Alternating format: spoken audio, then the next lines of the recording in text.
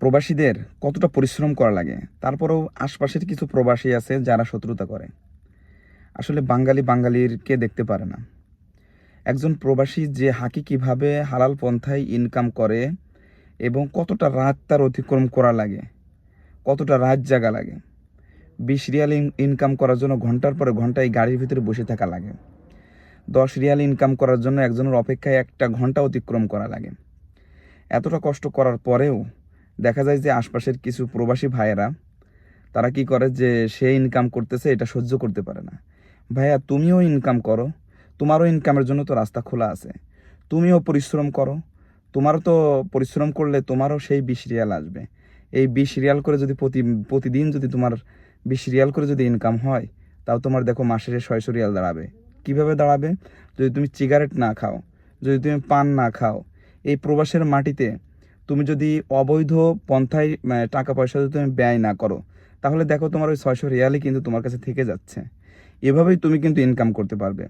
যদি তুমি এভাবে ইনকাম করতে করো, আবার ইনকাম করার সাথে সাথে যদি তুমি আবার সেটাকে খরচ করে ফেলো, যদি পাত্রের ভিতরে যদি না রাখো, তাহলে তো এই ইনকাম তোমার কাছে থাকবে না, তোমার কাছে দাঁড়াবে না ইনকামটা। ঠিক আছে? শত্রুতা করার কোনো প্রয়োজন নেই। শত্রুতা না করে নিজে দেখো যে তুমি ইনকাম সোর্স কিভাবে বের করবে। আর একজনের দিকে তাকিয়ে কোনো লাভ নেই এই প্রবাসে। আর একজনের দিকে তাকালে হয়তো তুমি তার ইনকাম সোর্সের কিছুক্ষণের জন্য তুমি ধ্বংস করতে পারবে। কিন্তু দেখো, আল্লাহ তাআলা যদি তার কপালে যদি রিজিক লেখে রাখে, তাহলে এই রিজিক কিন্তু কেউ বন্ধ করতে পারবে না। ঠিক আছে? তুমি একটা রিজিকের রাস্তা তুমি বন্ধ করবে, কিন্তু দেখো তার মাথার ভিতরে হাজারো রিজিকের প্ল্যান আল্লাহ তাআলা রব্বুল আলামিন দিয়ে দেবেন। এজন্য তুমি কয়টা রিজিক তুমি বন্ধ করতে পারবে?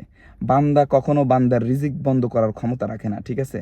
কিছুক্ষণের জন্য হয়তো বিপদের সম্মুখীন হতে পারে, কিন্তু বান্দা কখনো বান্দার রিজিক বন্ধ করার ক্ষমতা রাখে না।